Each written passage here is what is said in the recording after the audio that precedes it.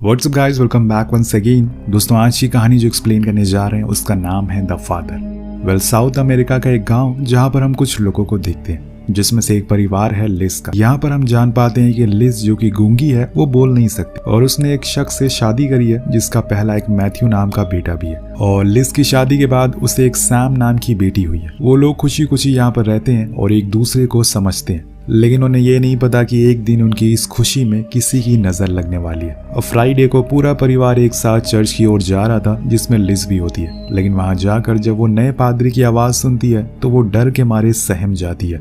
वो हिचकिचाते हुए उसकी ओर देखती है, लेकिन उसके मन में बस एक ही चीज चल रही थी, वो सच ना हो जाए जो वो सोच रही है। लेकिन जब वो उसे देखती है तो उसे समझ आता है कि ये उसका अतीत का कल है। लेकिन आखिर इस पादरी और लिज के बीच क्या रिश्ता है और वो उसे इतना ज्यादा क्यों डर रही है, अब ये सब आपको कुछ ही देर में पता लग जाएगा। वो पादरी सभी को धार्मिक स्पीच देना शुरू करता है। वो कहता है कि उसे गॉड ने भेजा है ताकि वो सभी लोगों को अच्छे रास्ते पर ला सके और जो भटक गए हैं उन्हें समझा सके। उधर लिज बस उसे ही देखे जा रही थी, मानो उसके आंखों के सामने फिर वो बिछड़ा हुआ कल वापस आ गया है। कुछ ही देर बाद प्रेयर खत्म हो जाती है और सभी लोग बाहर आ जाते हैं। तभी गांव में रह रही एक प्रेग्नेंट लेडी को लेबर पेन होना शुरू हो जाता है, इसलिए लिज उसकी मदद करती है। लेकिन इसमें हम जान पाते हैं कि या तो वो बच्चे को बचा सकती है या फिर उसकी माँ को। लिज फैसला करती है कि वो माँ की जान बचाएगी, जो कि सही भी था। लेकिन अगले दिन जब वो नैथन के घर जाती है, जो कि उसी लड़की का पति होता है, वो उस लड़की की हाल चाल पूछने के लिए गई थी, तो वो अंदर उसे जाने से मना कर देता और बताता है कि पादरी ने डॉक्टर को बुलवा लिया है, अब हमें तुम्हारी कोई जरूरत नहीं है। ये सुनकर लिज को काफी अजीब लगा, पर वो कुछ नहीं कहती और घर की ओर निकल जाती है। लेकिन रास्ते में घर जाते समय वो देखती है कि गांव वालों का स्वभाव कुछ बदले बदले से लग रहे हैं और ये सब उस पादरी के आने के बाद से हो रहा है। उस दिन देर रात नैथन शराब के नशे में उसके घर आकर गोलियां चलाना शुरू कर देता है और कहता है कि उसकी वजह से ही उसके बेटे की मौत हो गई। अब लिज समझ जाती है कि उसे जरूर पादरी ने ही भड़काया है। तभी वहां पादरी आता और उसे ले जाता है। ये देखकर लिज के डैड अलॉय उसे अंदर बुलाते हैं और उसका शुक्रिया करते हैं क्योंकि उसने उसकी जान बचाई थी। यहाँ वो पादरी अपनी मीठी मीठी बातों से उनका मन बहलाने लगता है, पर जाते समय वो लिज के पास आकर कहता है कि तुम्हें पता है मैं यहाँ पर क्यों आया हूँ, ताकि तुमसे बदला ले सकूं। तुम्हें अपना परिवार बहुत पसंद है ना, और हाँ, तुम्हारी बेटी सैम में तो अब मुझे एक औरत की झलक भी दिखने लग गई है। ये सुनकर लिज सहम जाती है और डर के मारे रोना शुरू कर देती है। तो अलॉय कहता है कि तुम घबराओ मत, हम लोग यहाँ से कल वापस चले जाएंगे दूसरे किसी गांव में, पर पहले मुझे अपने जानवर बेचने होंगे ताकि कुछ पैसे हमारे हाथ में आ जाए। अब अगले दिन जब मैथ्यू उन भेड़ों को देखने के लिए जाता है तो उसके होश उड़ जाते हैं क्योंकि उसके सारे जानवर किसी ने मार दिए थे। और जब ये अलॉय देखता है तो वो समझ जाता है कि ये काम नैथन का ही है, लेकिन लिज को पता था कि ये कौन कर सकता है। उधर अलॉय तो निकल जाता है नैथन से हिसाब पूरा करने के लिए। इधर लिज सैम की आंखों पे पट्टी बांधकर उसे बाहर बैठा देती है ताकि जब वो अंदर की सफाई करे तो किसी तरह का खून उसे ना दिखे, जिससे वो डरे ना। लेकिन लिज के अंदर जाते ही उसका दरवाजा कोई बंद कर देता है, जिससे वो घबरा जाती है और चिल्लाना शुरू कर देती है। जब वो गेट की दरारों से देखती है तो वहां पर सैम के पास वही पादरी आता है और उसे कहीं अपने साथ ले जाता है। ये देखकर लिज छटपटा रही थी बाहर निकलने के लिए और इसी चक्कर में उसका पैर स्लिप हो जाता है और वो गिरकर बेहोश हो जाती है। कुछ देर बाद जब हम देखते हैं कि अलॉय वापस आ चुका है और अब लिज को भी होश आ जाता है, वो उसे बताता है कि नैथन तो परिवार समेत गांव छोड़कर चला गया है, फिर हमारे जानवरों को कौन मार सकता है। तभी वहां सैम भागती हुई आती है, जिसे देखकर लिज को थोड़ा सुकून मिलता है। लेकिन वो बदली बदली सी बातें कर रही थी। काफी लाड प्यार करने के बाद वो अपनी माँ से बहुत ही अजीब सा सवाल पूछती है कि क्या आपने किसी का खून करा है। अब लिज के पास इसका कोई जवाब नहीं था, वो बेबस थी। आखिर वो इस मासूम को क्या समझाए। उसने पूरी रात यही सोचते सोचते गुजार दी कि आखिर वो अपनी बेटी को क्या जवाब दे। लेकिन जब अगली रात आती है तो वो ठान लेती है कि आज वो उस पादरी से बदला लेकर रहेगी। इसीलिए वो घोड़ा लेकर निकल जाती है उसे बदला लेने। पर उसका घर तो खाली था, वहां पर कोई नहीं था। जब वो उसके बिस्तर को हटाती है तो वहां पर एक गुड़िया लेटी हुई थी। तभी हमें लिज का घर दिखाया जाता है। असल में पादरी लिज के घर पहुंच चुका था और वो अब सैम को अपने साथ ले जाता है। ये उसकी एक चाल थी। इधर जब अलॉय हलचल की आवाज सुनकर उसकी आंख खुल जाती है तो वो देखता है कि शेड में कुछ उजाला है, शायद फिर से कोई उसके भेड़ों को मारने के लिए आया है। वो बंदूक लेकर फौरन वहां पहुंचता है, लेकिन अंदर घुसते ही वो पादरी उसे चाकू से उसकी हथेलियों को बाहर निकाल देता है, जिससे वो एक जिंदा लाश की तरह वहीं पर पड़ा रहता है। कुछ देर बाद वहां लिज आती है तो अलॉय की ऐसी हालत देखकर उसे बहुत बुरा लगता है। शायद ये सब उसकी वजह से हो रहा है क्योंकि पादरी ज्यादा टाइम अलॉय से कहता है कि ये सब वो इसलिए कर रहा है क्योंकि उसे लिज प्यार करती है और अब वो उसकी सारी खुशियों को छीन लेगा।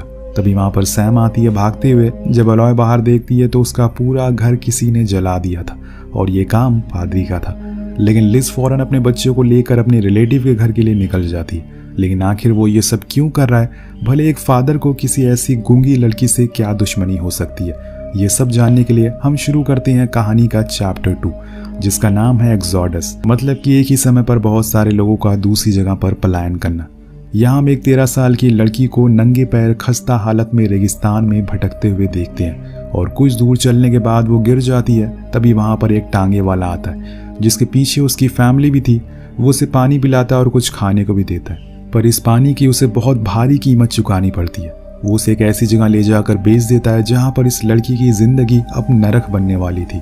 ये एक वैश्या खाना था जहाँ पर हर रोज न जाने कितने लोग आते थे और लड़की के साथ जबरदस्ती करते थे। उस छोटी सी लड़की का नाम होता है जुआना, जिसको अच्छे से पता था कि यहाँ पर क्या हो रहा है, लेकिन वो अभी मासूम है और किसी से कुछ कहती नहीं है। उसकी इस मासूमियत को देखकर एक सैली नाम की लड़की उसका ख्याल रखने लगती है। वो नहीं चाहती कि उसका भी वही हाल हो जो उन लोगों का हर रोज यहाँ होता है। वो उसे और मजबूती देने लगती है, जितना हो सके उसे किसी के साथ सोने के लिए पीछे करने लगी थी।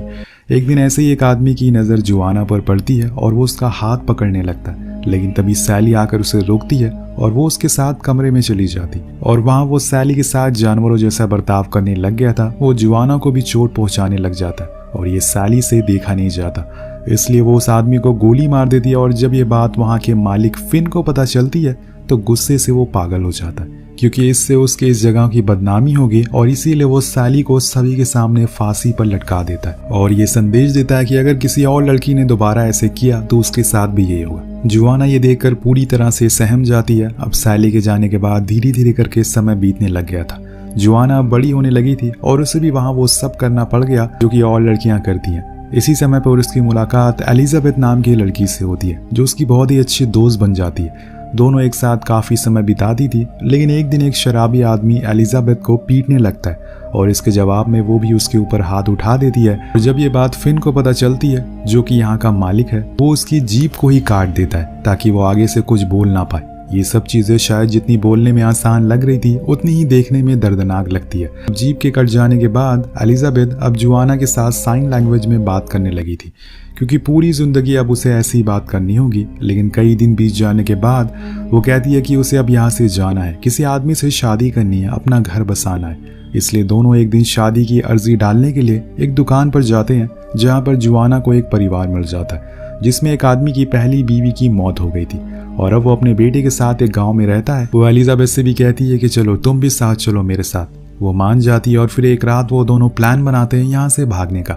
लेकिन उसी दिन यहाँ पर कोई अमीर आदमी आ जाता है और उसने एक रात के लिए उस पूरे वैश्या खाना को खरीद लिया था। लेकिन वो नहीं चाहता था कि उसे कोई देखे, इसलिए वो सभी को एक साथ नीचे बुलाता है। लेकिन उसे किसी खास और खूबसूरत लड़की की तलाश थी और वो तलाश जुआना को देखकर पूरी होती है। उसकी आंखों पर वो पट्टी होती है, लेकिन जब वो उस पट्टी को हटाती है तो हैरान रह जाती है, क्योंकि यही वो शख्स था जिसे वो भाग रही थी और ये वही पादरी भी है जिसे हमने कहानी की शुरुआत में देखा था। लेकिन कंफ्यूज मत होइए आप लोग, अभी इस समय पर जो कहानी चल रही है वो पास्ट की है। खैर यहाँ पर वो पादरी कहता है कि मैंने तुम्हें कहाँ कहाँ नहीं ढूंढा, पर मुझे ये नहीं पता था कि तुम मुझे यहाँ पर मिलोगी। चलो अब मिल ही गई हो तो मुझसे शादी करो और मेरी हो जाओ। लेकिन जुआना इस बात से मना कर देती है तो वो गुस्से में आकर उसे मारने लगता है और जुआना की चीख सुनकर एलिजाबेथ भागते हुए कमरे में आती है, उस पादरी पर हमला करती है। लेकिन वो पादरी उस पर दोबारा से हमला करता है, जिससे कि उसकी दोस्त एलिजाबेथ मारी जाती है। अपनी दोस्त की ऐसी हालत देखकर जुआना बहुत गुस्से में आ चुकी थी और इसीलिए वो उस पादरी को पीछे से गले पर वार करती है और फिर उस कमरे को आग लगाकर वहां से भाग जाती है। वो सीधा एक डॉक्टर के पास जाती है और कहती है कि वो उसकी जीभ काट दे, पर ऐसा वो क्यों कर रही है ये सवाल वो डॉक्टर उससे पूछता है, लेकिन वो कुछ नहीं बताती, बस जीभ काटने को बोलती है। इसके बाद वो वहां से सीधा साउथ अमेरिका के गांव में चली जाती है जहां पर उसकी शादी फिक्स हुई थी। उसने अपना नाम जुआना से बदलकर लिज कर लिया। ये परिवार था अलॉय का, जिसका एक बेटा मैथ्यू पहले से ही था। लिज उसके साथ खुशी खुशी रहने लग गई थी और कुछ इस तरह से वो अलॉय से मिली। लेकिन अभी भी हमें इस सवाल का जवाब नहीं मिला कि आखिर क्यों वो पादरी उसके पीछे पड़ा है। दोनों का क्या अतीत है, ये जानने के लिए हम चलते हैं थोड़ा सा और पीछे। इस कहानी का तीसरा चैप्टर, जिसका नाम है जेनेसिस, मतलब कहानी का प्रारंभ कहाँ से हुआ। तो इसके शुरुआत में हम दो आदमी को देखते हैं जिनके ऊपर कुछ लोगों ने हमला कर दिया, लेकिन वो फिर भी जैसे तैसे करके बच गए। और यहाँ से सीन शिफ्ट होता है एक छोटे से गाँव में, जहाँ पर हम एना और इसकी फैमिली को देखते हैं। वो यहाँ पर पिछले 17 सालों से रह रही है। उसकी एक बेटी भी है जिसका नाम है जुआना, जो कि अभी सिर्फ 13 साल की है, जिसका पिता वही पादरी है जिसको हमने कहानी की शुरुआत में देखा था। जी हाँ, आपने सही सुना, लिज यानी कि जुआना, उसके पिता वही पादरी है। यही वजह है कि वो उसे मानने के लिए उसके पीछे पड़ा है, क्योंकि वो एक पूरे धार्मिक विचारों का मानने वाला है। और उनका ये मानना है कि औरतों का शरीर उनका नहीं बल्कि उनके पति का होता है, और वो जो चाहें उसके साथ कर सकते हैं। और यही वजह है कि इन बीते सालों में एना हर रोज़ उस पादरी की मार सहन कर रही है, जो कि उसके पति हैं। लेकिन उसने अपनी बेटी को इन सब चीज़ों से दूर रखा है, लेकिन ज़्यादा दिन तक नहीं है, क्योंकि पादरी के ऊपर अब पागलपन सवार हो गया है। वो अपनी बेटी तक को नहीं छोड़ रहा है। एक दिन सभी लोग चर्च में इकट्ठा होते हैं, जहाँ पर वो पादरी धार्मिक स्पीच देता है। सभी लोग उसकी बातें मानने लगते हैं बिना कुछ सोचे समझे वो सही बोल रहा है या फिर गलत। वो सारे लोग उन्हें अपने सपने के बारे में बताने लगते हैं, और ये सुनकर वो खुश होता है क्योंकि लोग उसकी बात मान रहे थे। इसके बाद वो एना को बुलाता है और उसे पूछता है कि क्या उसे कुछ दिखा, तो वो मना कर देती है। और ये सुनकर वो गुस्से में आ जाता है और उसे सबके सामने बहुत जलील करता है। ये सब दूर बैठी जुआना देख रही थी। कुछ दिन बाद जुआना को पहला पीरियड आता है। वो ये बात अपनी माँ को बताती है, लेकिन उसकी माँ तो उसके डैड से कोड़े खा रही थी, क्योंकि उन्होंने जो चर्च में उनका साथ नहीं दिया। ये सब जुआना बचपन से देखती हुई आ रही है। अगले दिन वो अपना खून लगे कपड़ों को साफ कर रही होती है, लेकिन उसके सामने आना आती है और उसे गले से लगा लेती है। वो उसे समझा रही थी कि आज तुम्हारी जिंदगी में एक नया दौर शुरू हो गया, तुम्हें डरने की जरूरत नहीं है। अब दूर खड़ा पादरी ये सब देख रहा था, और एना के आते ही वो उसे समझाने लगा कि अब तुम्हें जुआना को बच्चों की तरह समझाना बंद करना होगा। वो एक औरत बन गई है। और ये बात एना को बहुत अजीब लगती है, क्योंकि कोई बाप अपनी बेटी को ऐसे कैसे बोल सकता है। वो जुआना को अब गंदी नजरों से देखना शुरू कर देता है, और उसने उसे बेटी मानना छोड़ दिया था। एक दिन तो बाथरूम में वो घुस जाता और कहने लगता है कि मैं इसे नहलाऊंगा। तो एना वहां से चली जाती है, लेकिन वो उनकी बातें सुन रही थी, जिसमें वो पादरी जुआना से कहता है कि तुम्हें औरत गॉड ने एक मकसद से बनाया है, और वो मकसद ये है कि तुम्हें मर्दों की कही हुई सारी बातों को मानना है, उनके सामने झुक कर रहना है। अब एक दिन हम उन्हीं दो लोगों को इस ओर आते हुए देखते हैं जो रेगिस्तान में बच गए थे। जुआना उन्हें जख्मी हालत में देखकर घबरा जाती है और उन्हें जानवरों के घर में पनाह देती है। उनका इलाज करती है, लेकिन दूसरा आदमी काफी बदतमीज होता है। इसीलिए पहला वाला आदमी, जिसका नाम जॉन है, वो जुआना को वहां से चले जाने को बोलता है। उधर हम एक दिन पादरी को जुआना के रूम के अंदर झांकते हुए देखते हैं, जब वो कपड़े बदल रही थी। एना उसे ऐसा करते हुए देख लेती है और विरोध करती है कि वो ये सब क्यों कर रहा है। वो कहता है कि इसमें कौन सी शर्म है, अब वो एक औरत बन गई है और उससे मैं किसी भी तरह का संबंध बना सकता हूँ, शादी भी कर सकता हूँ। ये सब सुनकर एना चिल्ला उठती और कहती है कि तुम एक सुअर हो जो अपनी ही बेटी पर गंदी नजर डालता है। अब ये सुनकर पादरी पागल हो जाता और उसे पीटने लगता है और उसके मुंह पर किसी गुलाम की तरह ताला लगा देता है। वहीं दूसरी ओर हम जॉन को देखते हैं, जो समझ गया था कि सैमुअल उसके लिए खतरा बनता जा रहा है, जो कि उसका साथी है और आगे जाकर वो पकड़ा जा सकता, और इसीलिए वो उसे धोखे से फांसी लगाकर मार डालता है। फिर उसकी लाश को काटकर उन भेड़ों को खिला देता है। अब यहाँ जुआना और वो दोनों साथ में काफी समय बिताने लग गए थे, और वो अपने और पादरी के बीच में रिश्ते को भी धीरे धीरे करके उसके साथ शेयर करने लग गई थी। एक दिन पादरी एना को चर्च लेकर जाता है उसी हालत में, ताकि वो लोगों को यकीन दिला सके कि वो अपने धर्म के लिए कुछ भी कर सकता है, यानी कि अपनी बीवी को भी गुलाम बना सकता है। लेकिन वहां जाकर वो अपनी बेटी के बारे में और एना के बारे में लिमिट से ज्यादा बोलना शुरू कर देता है, जिस वजह से एना खुद को रोक नहीं पाती और वहीं सबके सामने ही फांसी लगा लेती है। पूरे चर्च के लोग ये देखकर सहम जाते हैं, खासकर जुआना। ये सारी घटनाएं देखकर जुआना के अंदर गुस्सा भरता जा रहा था, लेकिन वो मजबूर थी क्योंकि वो कुछ कर नहीं सकती थी। रात में वो जॉन के पास जाती है और उसे गले लगाकर अपनी माँ के जाने के दुख बताती है। वहीं पादरी खुद को कूड़े मारता है और उसे खुद पर गुस्सा आ रहा था। और फिर अगले दिन जुआना के पास जाकर कहता है कि तुम्हें पता है मुझे गॉड ने माफ कर दिया है, क्योंकि तुम्हारी माँ ना तो बीवी बनने के लायक थी और ना ही माँ।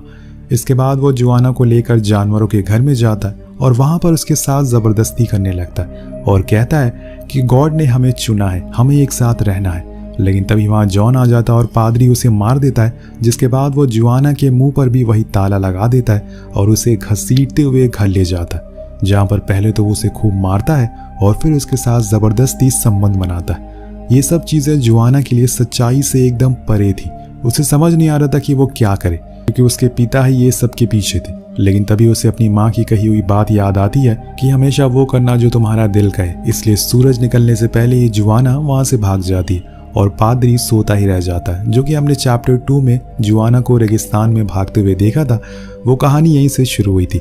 अब आता है इस कहानी का आखिरी चैप्टर, यानी कि प्रेजेंट के समय पर, जहाँ पर जैसे ही हमें पता चलता है कि लिज अपने दोनों बच्चों को लेकर रिलेटिव के घर जा रही है, लेकिन उसे ये पता है कि उसके पिता उसके पीछे जरूर आएगा, और होता भी ऐसे ही है। वो पादरी पहले मैथ्यू को आकर पीछे से मारता है। अब लिज उसे मरता हुआ देखकर गले से लगा लेती है, क्योंकि न जाने उसकी वजह से कितनी लोगों की जान जाएगी।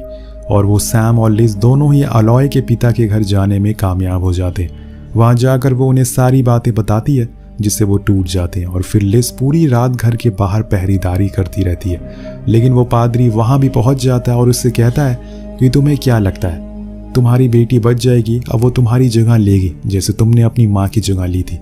लिज भागते हुए अंदर जाती है और सैम को लेकर भागना शुरू कर देती है, लेकिन वो पादरी उसे पकड़ लेता है, जिसके बाद वो आदमी सैम के ऊपर कोड़े बरसाता है। उस मासूम बच्ची का क्या कसूर था, लेकिन उस पादरी के धर्म उसके दिल से होकर उसके दिमाग तक पहुंच गया था, जो कि अब जहर बन चुका था। इसलिए वो खुद को ईश्वर मानने लगा था और जो भी मन में आ रहा था वो करता जा रहा था। लेकिन हर गुनाह की सीमा होती है, और एक दिन जब पाप का घड़ा भर जाता है तो वो टूट जाता है। हम देखते हैं कि लिज ने अपने हाथ खोल लिए हैं और वहां लगी एक लालटेन से वो उस पादरी को जला देती है। वो जलने लगता है और फिर उसे गोली मारकर बालकनी से गिरा देती है। शायद यही उसका अंत हो गया है। यहाँ से कहानी अब 4 साल बाद आगे जाती है, जहाँ पर हम देखते हैं कि लिज अलॉय के परिवार के साथ रह रही है। एक दिन वहाँ नैथन आता है, जो कि अब पुलिस वाला बन गया है। उसे पता चलता है कि लिज एक वैश्या थी और उसका असली नाम जोआना है, और उसने जोसेफिन को उस वैश्या खाना के मालिक था उसका खून करा है। अब यहाँ वो उसे ये कैसे बताया कि वो खून उसने नहीं बल्कि एलिजाबेथ ने किया था। लेकिन नैथन को अपने बच्चे की मौत का बदला भी तो लेना था, इसलिए वो उसे पकड़ कर ले जाता है। लिज जाते हुए अपनी बेटी को देखती है, जो कि खुश है, और अब वो चाहती है कि वो इन सब से आज़ाद हो जाए। अब ये सब सोचते हुए लिज बीच रास्ते में ही पानी में कूद जाती है और खुद की कहानी को खत्म कर देती है। और आखिर में वो भी उस धर्म के जाल में फंसी गई। उसने अपनी जिंदगी लड़ते लड़ते गुजार दी, लेकिन अंत में उसे मौत ही हासिल हुई। इसलिए कहते हैं कि किसी पर भी आंख बंद करके विश्वास नहीं करना चाहिए। वेल, आपको इस कहानी से क्या सीख मिलती है नीचे कॉमेंट करके जरूर बताएगा। मिलते हैं अगली वीडियो में। Peace out.